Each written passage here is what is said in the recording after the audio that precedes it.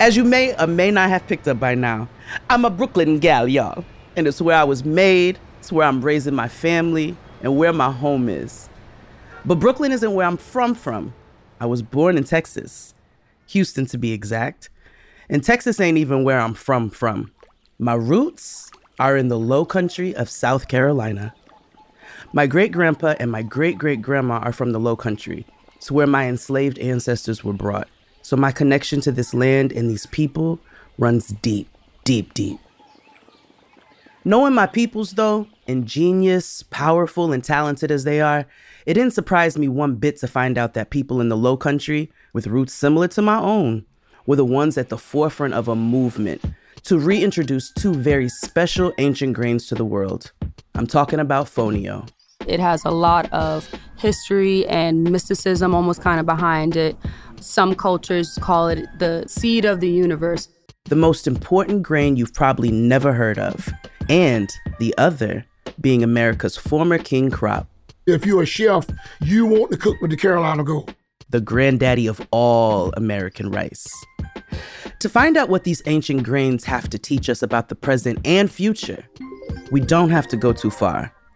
But please, listen to me when I say put on your poncho, douse yourself in bug spray, I'm serious, and pull on your galoshes.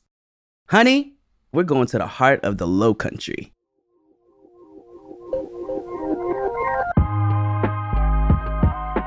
Welcome to Season 2 of the Black Kitchen series, a mini-series that shines a light on the brilliant and Black innovators changing the face of food as we know it.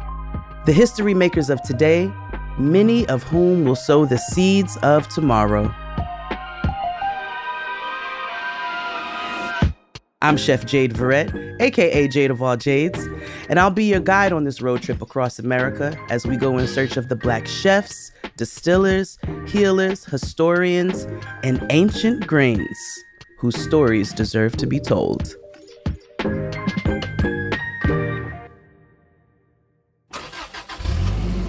To begin this episode's journey, we stick around the Charleston area and we head across the Stono Bridge to James Island.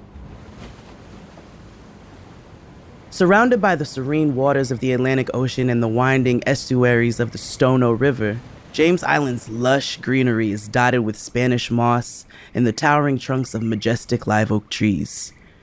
I feel super connected to this place because my family is from James Island. And in my first conversation, there's even a chance that I could have been sitting across from some long-lost family. The thing is, we might for real be cousins. No, we might, like, honestly, you have the same size head as me, I think, in, like, shape. Which is big. It's giant. I'm Chef Amethyst Ganaway, and I am the content manager and recipe developer for Yolélé. I met with my crystal sister Amethyst at her unofficial home base, Bowen's Island Restaurant on James Island, one of Charleston's most iconic and storied seafood spots. Picture a nondescript wood building with a wraparound porch and a well-worn screen door, perched at the ocean's edge overlooking acres and acres of oyster beds. Bowen's Island could not be more quintessentially Lowcountry. But because she's a chef and I'm a chef, before we got started talking about fonio, I wanted to know what I missed at the Charleston Wine and Food Festival that had just passed. So Thursday, we had actually the fish fry out here at Bowen's Island Restaurant. Me and the team, the head chef here from Bowen's Austin, we decided to give everybody a real authentic Lowcountry fish fry plate. So we did whole fried fish. We had croaker, we had perch, and we had porgy. And then we did a little red rice. We did some slaw. There goes that Lowcountry accent. Yeah, we did a little slaw. We did some good cornbread. And then on Friday, my event was celebrating the matriarchs of the Lowcountry. So we celebrated about 8 or 9 Black women. We honored them. And also I kind of ushered in what I'm calling like the new vanguard of Black Lowcountry women chefs to just try to show people that, you know, we're still here in the Lowcountry. We represent. And it was a beautiful night. It was a beautiful occasion. I was in the presence of a matriarch in the making, a matriarch period. And as such, Amethyst is deeply intentional about her food and her work. Right now, as a matter of fact, one of her very many endeavors is her work with Yolélé. Yolélé is a food company founded by Chef Pierre Chiem with the mission to bring fonio's rich flavor and richer history to the world. So I do all of our recipes, all of our social media. I do a lot of our digital marketing as well. And then somehow in my free time, I find myself do, again, recipe developing, recipe testing, a lot of brand partnerships. I do a lot of pop-ups. And somehow I find some time to sleep in between that. Well, I'm glad you get a little bit of sleep because that's a lot. A little bit. So talk to us a little bit about, first of all, what is fonio? For the people who don't know, what is fonio?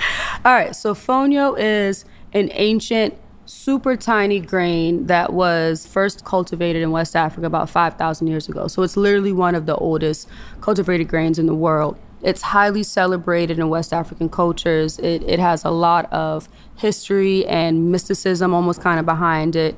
Some cultures call it the seed of the universe, essentially.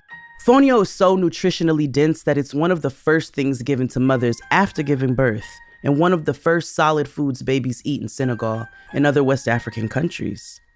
Parents sometimes even clip a pouch of it to their kids' backpacks on the first day of school for good luck. But it's also a crop that is extremely sustainable.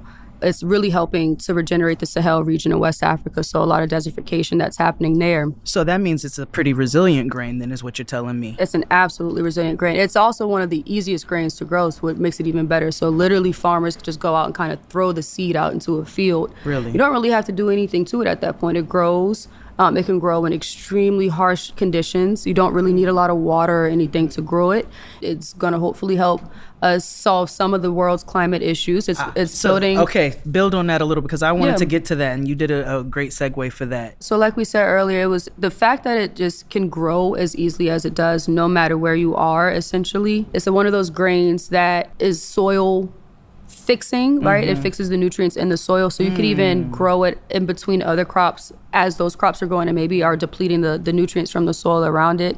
But that area specifically where they're trying to regenerate the Sahel is like the number one most affected place by climate change right now. And rapid desertification is happening in the area. So there are thousands of people, hundreds of thousands of people that go hungry, that die from hunger, when there's this grain that can be grown there. And the most difficult part of processing the grain is actually just getting that little hull off, because it's a grain, so it has a small hull on the outside. Absolutely. And the grain itself is the size of a grain of sand. So most of that cultivation, that farming, all of that behind it comes from the women in West Africa. And, my connection with that really is growing up here in the Lowcountry.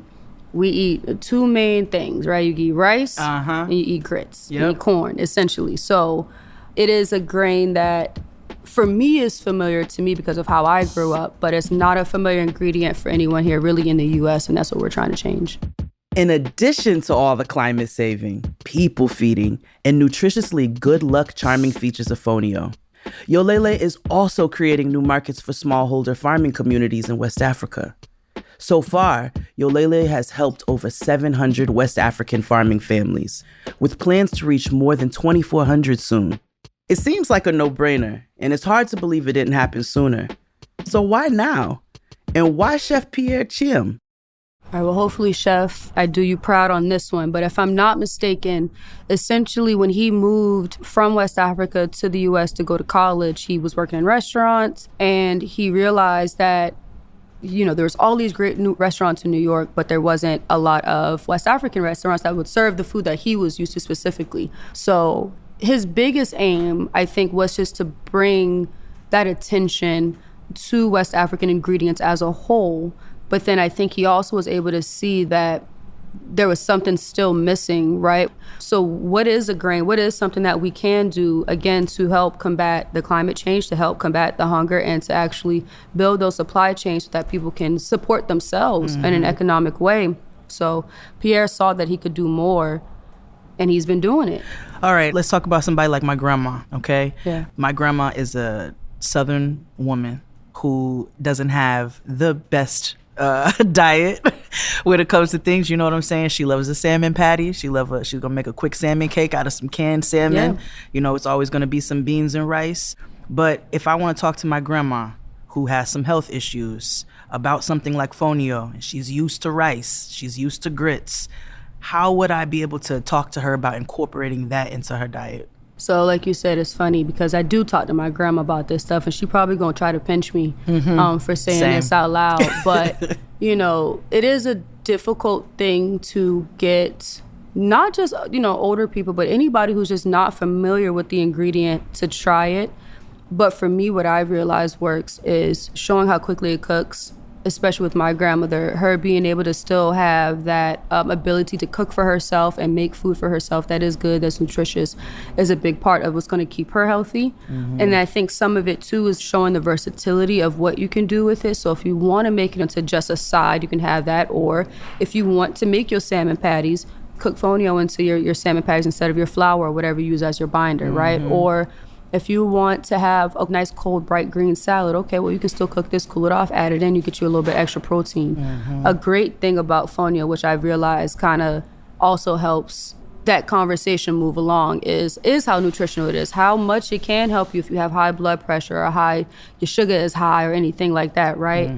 There's so many nutritional benefits behind it that it's kind of like a no-brainer. And, I appreciate that Yolélé took this one ingredient and made it into so many different things. So you can still have a healthy snack option and you can eat our chips. I mean, you can make fonio into anything. We got dessert recipes. We have the jollof pilaf, right? Yes. So down here, we used to eat red rice. Red rice comes from jollof, comes from chibajin. Yep. And to have something that is familiar, at least in flavor, helps bring it full picture and full scope to those who are not familiar with the grain. I will say, though, however, it's a change, and is a big change to have, but I think finding the right way to incorporate that into their diets is a good way. So instead of making regular grits, fonio really does literally cook like grits. And in half the time. And then more nutritional value. Right? So it's like, okay, even if you don't want to eat this as a side, and when you make your shrimp and grits, just make this instead. And it's literally not going to taste any different. It occurred to me when having this conversation about replacing grits and rice with the healthier fonio that maybe fonio was the source material. Could it be that fonio was the original grain that had been replaced by grits and rice in America? And if it is, wouldn't that mean that these days it's not really replacing grits as much as it's returning to power? So I asked Amethyst about the relationship between rice, grits, and fonio in Gullah Geechee culture. So to kind of, I guess, take a step back, we got to tell people what Gullah Geechee is, right? Yes. So to be Gullah Geechee means that you are a direct descendant of the enslaved West Africans that were brought to the Americas, specifically from rice-growing regions of West Africa. Chef B.J. Dennis has said before that a lot of the enslaved that were brought here, specifically to different parts of the Lowcountry, were confused when they got here because they thought they got put onto a boat and the boat turned around and were taken back home because of how much it looks alike. So the people here, the Gullah Geechee corridor, it actually runs from parts of North Carolina down to about Jacksonville, Florida. We're able to retain their West African roots and West African cultures, and a lot of that obviously comes into play with our food. So even though we don't eat a lot of fonio grain here, we used to eat a lot of millet, and fonio is a type of millet. Okay.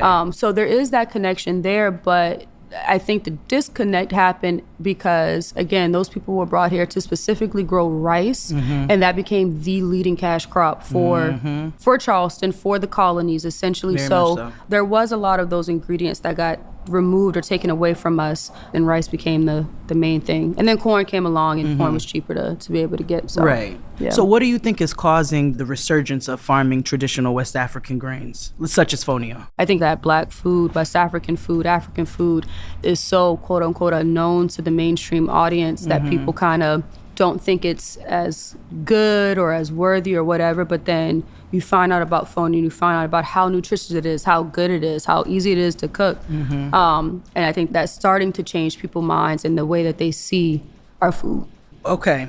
Because you and I both live in the same world where we have seen things like couscous and quinoa just take off in certain cultural environments, right? You can go to stores and they're going to turn it into chips and crackers and snacks and all kinds of things. Yeah. But as you're talking about the economic side of fonio, how do you think we avoid that taking over that happens with a lot of things that are native to where we originally come from? I think we're seeing it with what Yolélé specifically is doing. I think a big part of that is having a person of that culture who knows what this is actually being able to not only represent it and put that ingredient out there in the world in an authentic way, where it's like, we're going to show y'all that we're unapologetically an African-owned company. We got a big old map of Africa on the packaging. You literally can't miss what this is, right? So I think that's the biggest first step, was just showing like, here's the representation of who is eating this, of where it's coming from, of what this ingredient is, where, and all of that. Unfortunately, with anything with capitalism in this world, like, there's going to become a point where hopefully we'll get almost out of our hands, right? Where it becomes so popular that it's, something that's common. But I think that big first step was just making sure it was properly represented. I love that. So you take that education, you were able to apply it to somebody like your grandmother, which I'm going to go back and do the same thing. How do you talk to the kids about fonio? How do you get them interested by also giving them thorough information as to where this comes from, so they have respect for this grain?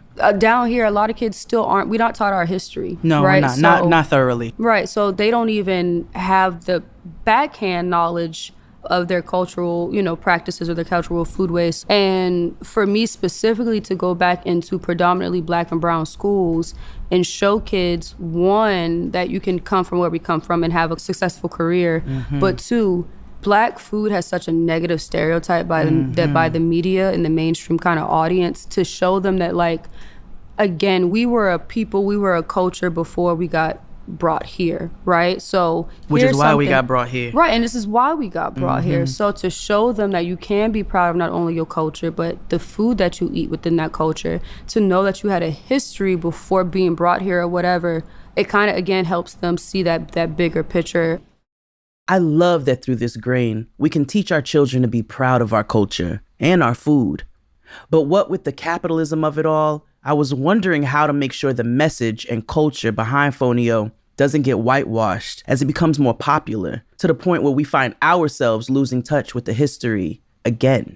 Again, from the jump, you have the people who know what this is representing it, right? Like, there can't be any disconnect from what it is. The experts are here to tell you what it is. So I think that's one way you can combat that. But I also think that it's almost kind of weird, because you almost want it to take off so much that it is so mainstream that people can just go to Walmart and go pick it up, or wherever, right? Anybody can go grab it. But I think the biggest thing is just making sure that they understand what it is, what it does.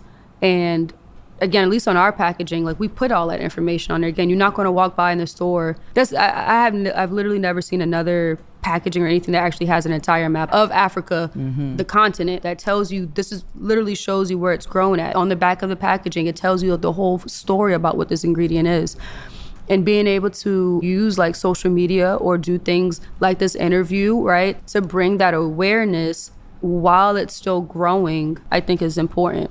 Yeah. And I love that you're helping to educate, and Yolélé is helping to educate us as a people. Even in culinary school, we had one day where we learned about Africa. It was one day in world cooking, okay? So world cooking included every region of France and multiple days in Italy. And I think we had 2 days of the Mediterranean, and then different Asian countries. And then it was Morocco. And Morocco was representative of all of the continent of Africa, and it was one day of learning. And I have an opinion in the culinary world that we were the original chefs. The aunties in the villages, our grandmothers we talk about, we were the original chefs, as opposed to just putting the restaurant structure into place. I didn't go to culinary school, but I know that predominantly those schools are predominantly white and wealthy. You got to have some money to go to culinary school. So it says a lot. It says a lot on the fact of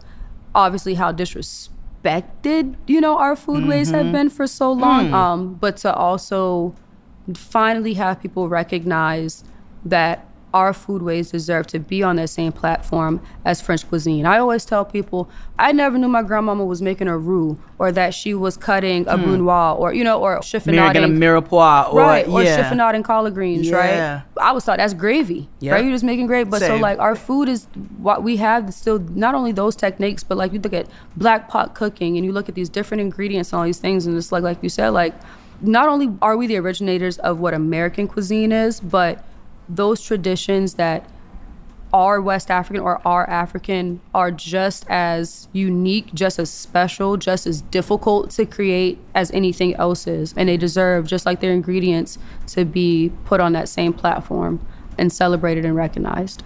All right, one more question for you.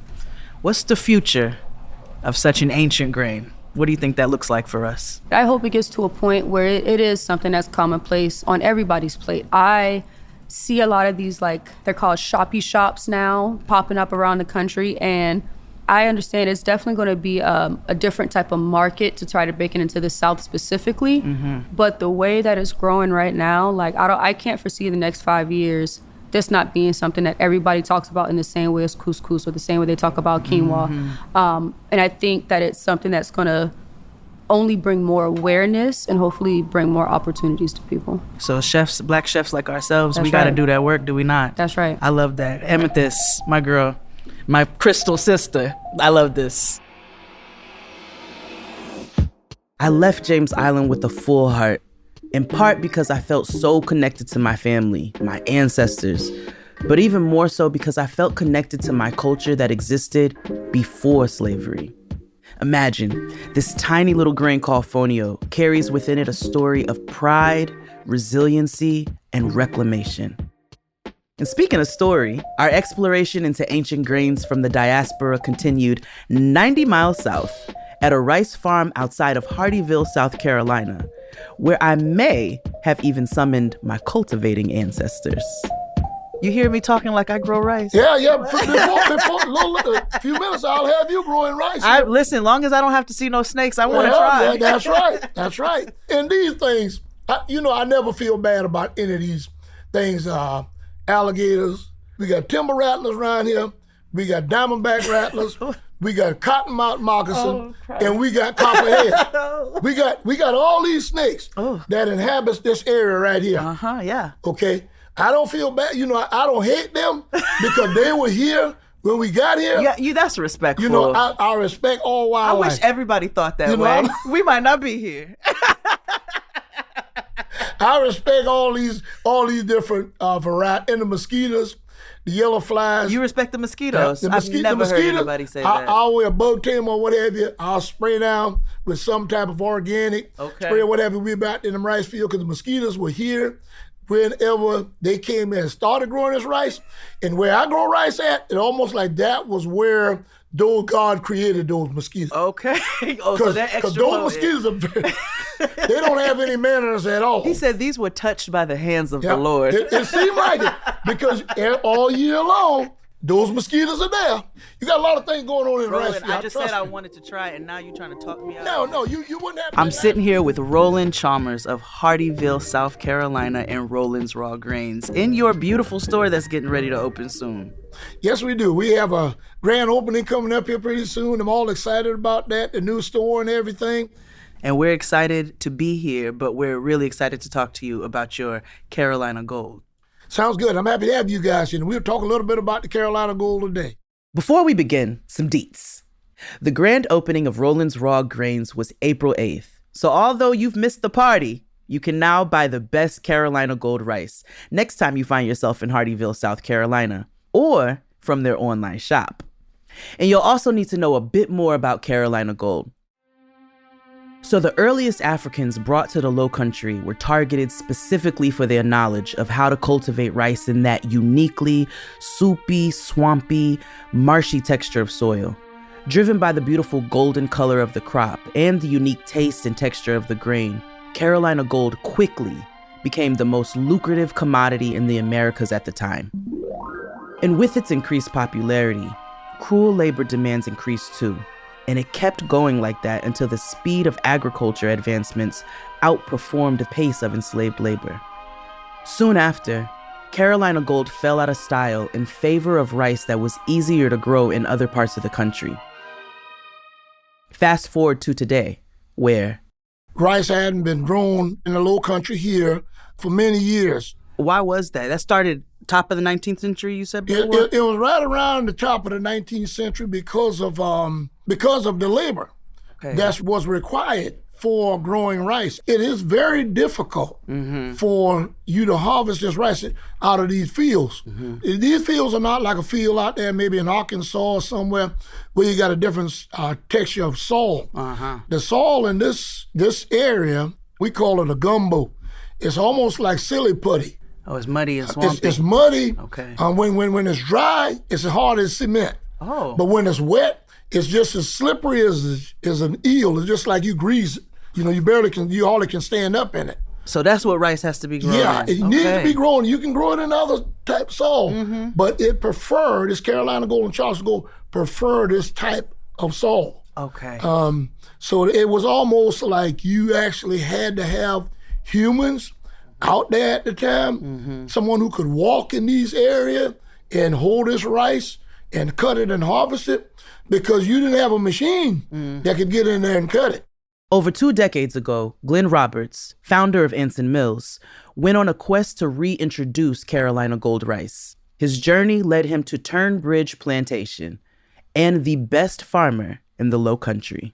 Nobody think that rice is actually growing down in these areas no more. Okay. Really, being serious. Okay. And then with me being an African American too, they're looking at me too and they're saying, you know, where's this guy farming rice? Because rice was kind of a bad deal for African American were used in these fields. Okay. For harvesting this rice. Right. So, you know, most people, they're thinking, well, you know. You won't be tied to. You don't want to go back into this again. You're right.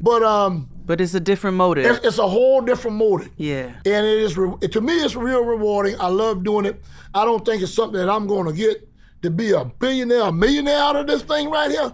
But I enjoy rice farming. Since I've been rice farming, I met some of the nicest people that you ever can meet. So you started this when you were younger? I didn't grow up farming it. My mother influenced me a lot. Okay. Because of some of the things that she would tell me about growing rice with her grandmother that had raised her up.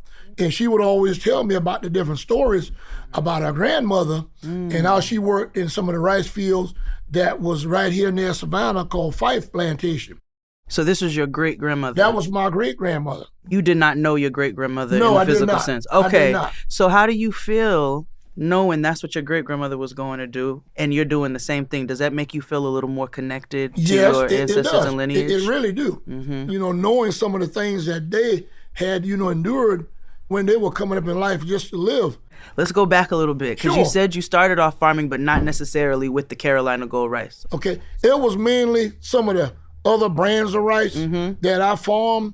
There's not a whole lot of people into rice growing. Okay. You know, you got in Arkansas, you have, you know, your larger fields that supply rice for the whole United States. But these specialty grain that we grow, this Carolina Gold, Charleston Gold, it took off right here in South Carolina. So what's the difference? Tell me what the specificity of Carolina Gold rice is. It's a more healthy rice.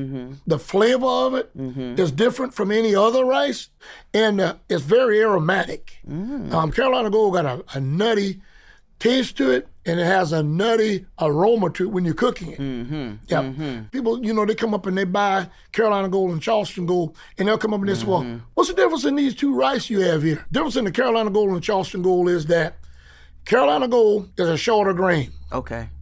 Charleston Gold is a longer grain, all right? Carolina Gold is going to carry a more robust aroma. Okay. And that nutty taste. The Charleston Gold is a little bit nutty taste to it, but by far the Carolina Gold is going to be, if you're a chef, you want to cook with the Carolina Gold. Okay. Yes. So I'm a chef, Mr. Rollen. Okay. And I would like to use your Carolina Gold rice. Right. But I hear there are other chefs that have already gotten it first. Sure. Do you know what they're doing with your brand? Do you know how they're working with it? Those guys are really cooking it up in these restaurants. Vivian Howard, okay, owner of the Chef and the Farmer Restaurant, North Carolina, and also in Charleston now. Vivian, when she first got things going, she moved back from New York. She wanted to see where the rice was grown. Of course. Vivian came down with her crew, came to Turnbridge, in which at that time, I was growing rice for Anson Mills. Okay, right. Okay, I didn't have my brand at that time, but I was the one supplying rice for her through Anson Mills. Right. I was a grower. You were still growing, but That's it just right. wasn't yours. It okay. wasn't my brand at that time. Mashama Bailey and John O. of the Gray in Savannah and also in Texas restaurant. Mashama Bailey, when she first got started up and things really got cooking and whatnot, with the Gray over there, James Breeder One, Mashama came over with her crew. And chefs went to work in the kitchen. They came in my rice field, cut rice, milled it the old way that African American slaves milled it and everything with mortar, pestle, and everything. Some of the chefs that was from Copenhagen. Oh, come on, Copenhagen International. Chef Alessandra out of Copenhagen. They came over, cut the rice by hand. We milled it by hand, cooked down at Turnbridge.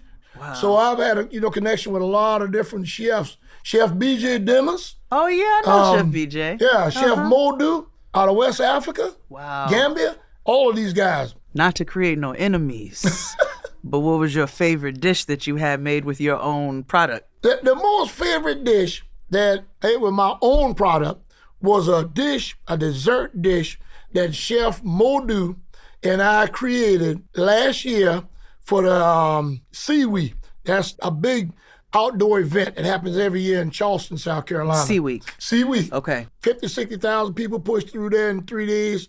Modu came over. We created a dish with raw peanuts and Carolina Gold rice. Two things that we brought. And what happened here, my mom would always tell me about, they ate this stuff called clabber. It was almost like a sour milk. Oh. That when they milked the cows, when she milked the cows for her grandmother. And her grandmother would save this and would call clabber, and they would eat it with rice. And this rice had to be Carolina Gold. They would eat it with the rice. But what Modu did, he made up a dessert made from raw peanuts and that soured milk and some sugar out of that rice. Wow. And we introduced that at Seaweed on stage. He was cooking it, and we had ushers passing it out there in the audience. And these people just went wild over it, and I went wild over it. And that's what we did for that big event, Modu and I. That's beautiful innovation, Rollen, where you're able to take something that's ancestral, something that your family's been doing for generations, and then you have newer chefs who take that product and they turn it into something beautiful and delicious. That's how we keep tradition alive and keep it fresh and keep it new, is it not? Let me ask you another question real quick. Rice farming, is that predominantly farming that Black Americans are doing? I don't know of any other Black farmer. You may run into someone and say they're growing some rice, but they only have a couple rows of rice. It's not on the scale that I'm doing. Right. The size of field that I'm doing. They don't know where to actually start at.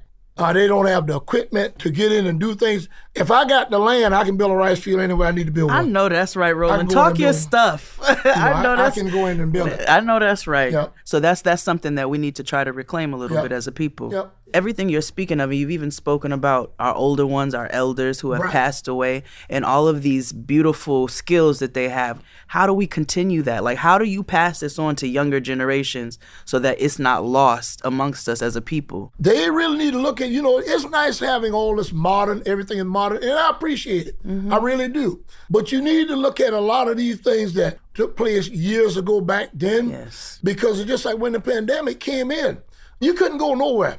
Everybody was just freaking out. Oh man, I can't do this. I can't go here. I can't go and buy no food. I can't order food. No one can touch it. You can have a small place, a really small place that you own, and you can plant. Yeah. You can plant something. And you can always have something every season to eat. It may not be exactly what you want, or you can tailor it to your liking. And it's simple. And more than likely, you'll always have more than you can use for yourself and your family. You can always help another friend. Absolutely. You can help a friend. So, it's good to learn something about growing something. I feel like it's so pertinent so that we don't lose tradition. And like you said, also life skills. Life skills. Yeah. That's where we're losing a lot of it now. We have no one that really care about life skills. You think you can just go to a store or whatever and buy all the time. But, it's and the way the world is changing now, it's not by a year, it's almost by a month. Ooh, it's by minutes. It's really scary. Yeah, it is. A lot of things is happening. It's really scary. So, you got to make sure that you got things where you can stay right at home, camp at home, and you can do different things and eat right there at your own place. What would you say to a young person who said, my family don't have nothing to do with rice farming, but I want to feel connected and I want to get into it? How do I do that, Mr. Rollen? Come on and join me for a day. out in those fields, when we're doing some harvesting or planting out there, you see a whole different aspect of it. You would. You really would in growing the rice and everything out there. And he's serious, y'all. There's not a more generous and sincere man on this planet. If you want the experience of flood rice farming, go see Rollen. That is, if you're okay with the gators, bobcats, and mosquitoes. Oh, and snakes. Countless species of snakes. Because I hate snakes. Thank you, Mr. Rollen. Thank you, too. All right. For y'all, you guys coming here today. Oh, for you sharing. Your energy is beautiful. I love it. It really is. It's a pleasure. All right. One more thing before we go. You know it's postcard time, and I sent you one from James Island and Hardeeville. Dear friend, sweetheart, travel buddy. I never doubted our friend Rollen for a second, but now that I've tried it for myself, I can tell you that his Carolina Gold is every bit as flavorful, nutty, and full-bodied and fresh as he says. I'm spoiled for all of the rice at this point, and when it comes to the fonio of it all, the number of times I've now encountered Yolélé's fonio chips in the wild tells me its ascent to the top is well underway. I love to see my people win, because when we win, we all win. And for all the reasons why these ancient grains are so amazing, to me, the truly powerful parts are operating just beneath the delicious surface. Like, what's obvious about fonio is that it's delicious, nutritious, and profitable. But what's important is that it could feed lots of people cheaply while helping to restore our planet. What's obvious about Carolina Gold is that it tastes incredible.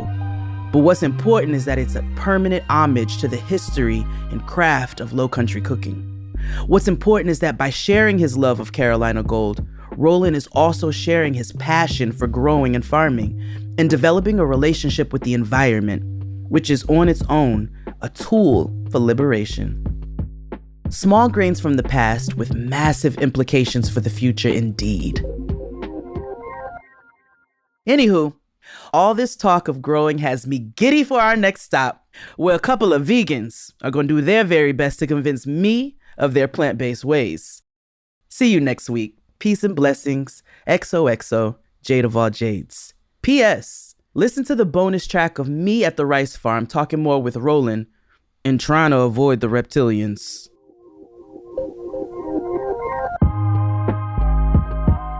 Thank you to Hope and the crew at Bowen's Island Restaurant for being such gracious hosts. And to my Lowcountry cousin, Chef Amethyst Ganaway.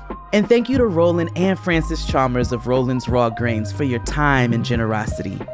To find out more about where to purchase fonio or Carolina Gold rice, please see our show notes. Season 2 of the Black Kitchen series, Innovators, was created by Hines and Wyden and Kennedy and produced by the Meta Creative Co. Follow us at HinesBKI on Instagram. And while you're at it, please take a minute to rate us 5 stars on Apple Podcasts and let us know what you think. More reviews help more people find us. Subscribe to the Black Kitchen series podcast on Spotify or wherever you get your podcasts. I am the Jade of all Jades. Thanks for listening. See you in the next episode.